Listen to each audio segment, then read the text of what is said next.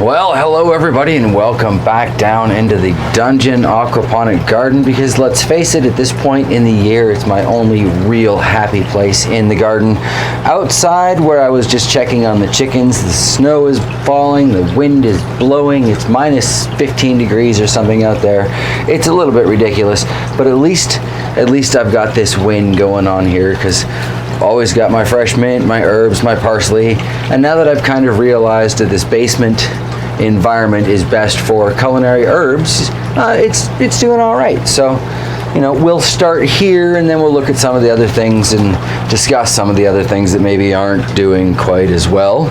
In the back, I don't think you can quite catch it in this angle. The second parsley is looking a little limp at the moment. I think I might need to just move this light over a little bit, or perhaps supplement it, put one of the clippy lights up over here just to kind of give me a little bit more on this end. The parsley would definitely benefit from that, but the sage, the mint, even the basil is looking pretty perky under this Sansi.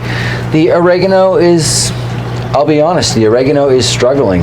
The best oregano has ever done for me in aquaponic gardens, I think, was probably in the old No Power aquaponic gardens that I just filled up from the Tupperware jug, because that suffered a lot more, and I'm thinking maybe oregano is like a spider plant. It likes to suffer a little bit. The thyme over here, I know you can't see it, I'll show you in a second here, but there's definitely some fresh green in there, so I'm really glad I decided to just wait it out on that. So let's get the camera off the tripod and give you a closer look at how some of these things are doing, and then I'll walk you through some of the other unfortunate gardening events that I get to deal with today. Alright, so off the tripod we can zoom in and you can see, or maybe against the pipe there, you can sort of see the fresh green growth going on there. So that is kind of surprising and definitely exciting. Here we have maybe a better example of it.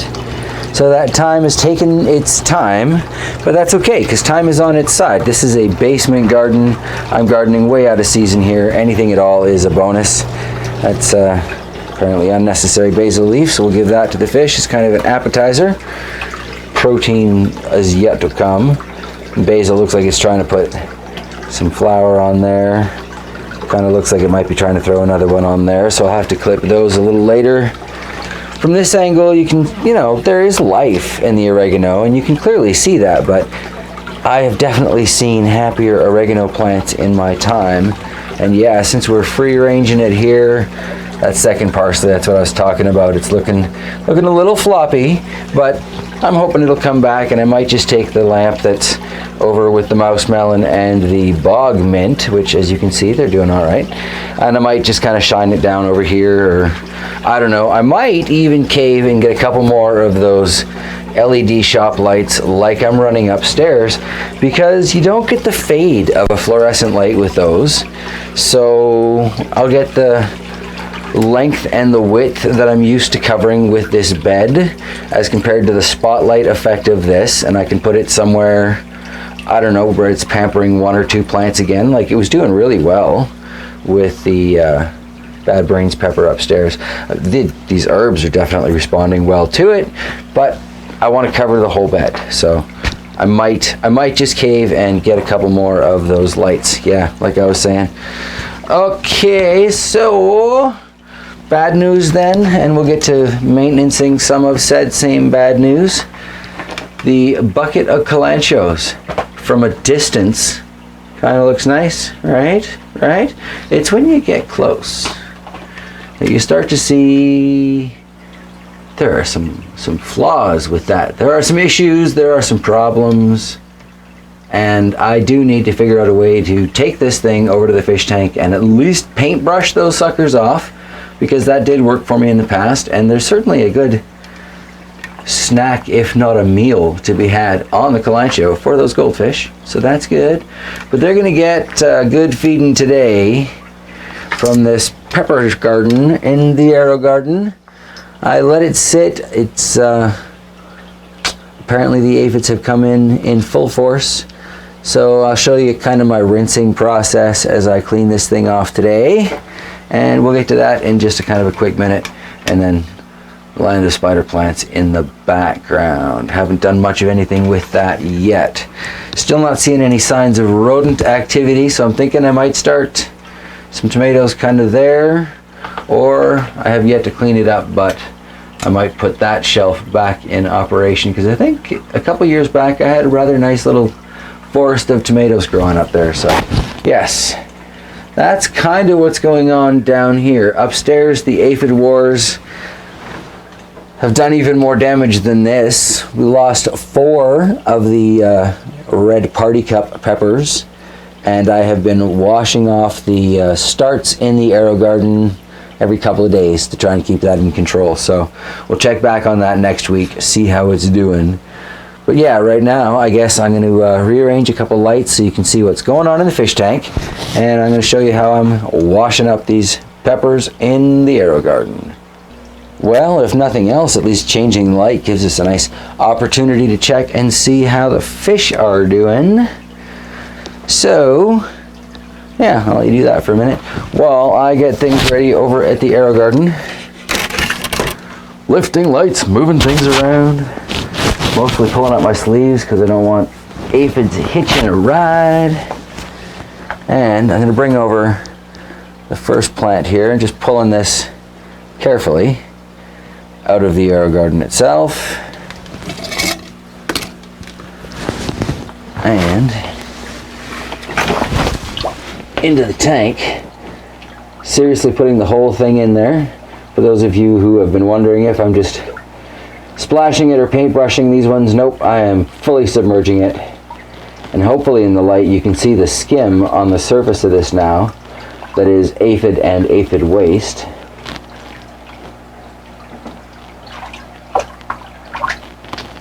You can also kind of see the interest the goldfish are having in it, at least from my angle anyway. Alright, switch out.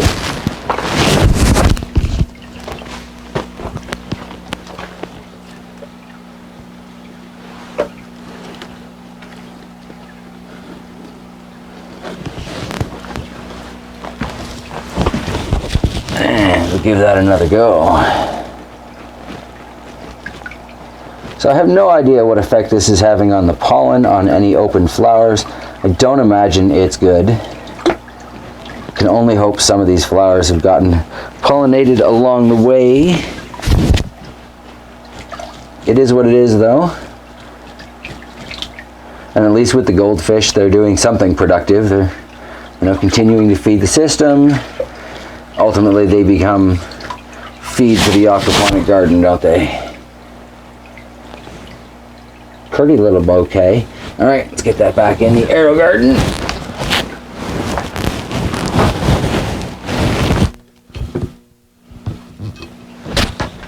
Nope, just kidding. Not really kidding, just forgetful, really.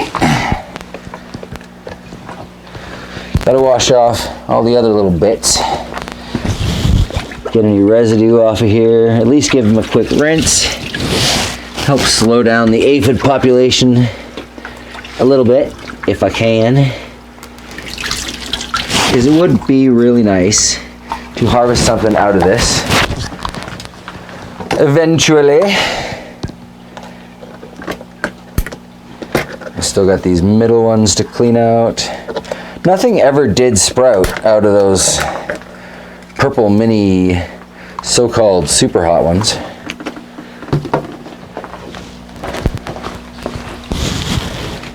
I'm not going to take the time to complain, but you know, so much for their guarantee. I imagine they do very well off people that don't bother to take the time to complain. A lot of companies do.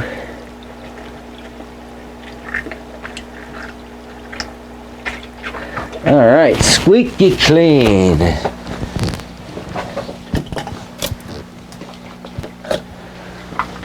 Still got a little watering lid I got to clean off here. At the end of the day, the fish do very well when I clean this garden off.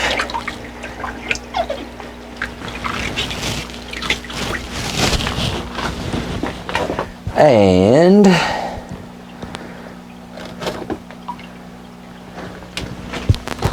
big old top piece.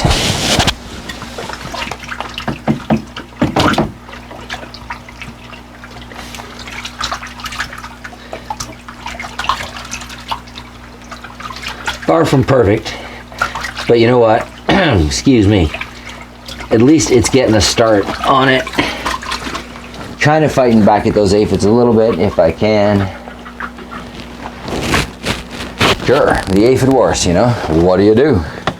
What do you do? Guess really the next bit is to put it all back together. Those ones that never sprouted can go back in the middle. Put the little domes back over those. The ones that I emptied and covered with the mini cups. See, that works surprisingly well. Ooh, and good timing too, because it looks like the pump just turned on. And from over here I have my pretty little bouquet. Shove all your roots in there.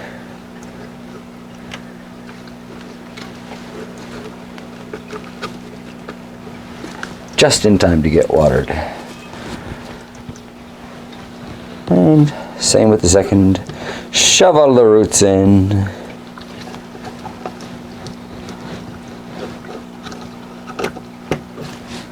Pretty much good to go. Lower that back down. Done for now. So pretty easy to control the aphids when they do set in on the AeroGarden. So for that, I definitely give it a thumbs up. I guess that's probably where I'm going to wrap things up today. I've got a few bits of puttering to do down here, but there's no point in bringing you along for that.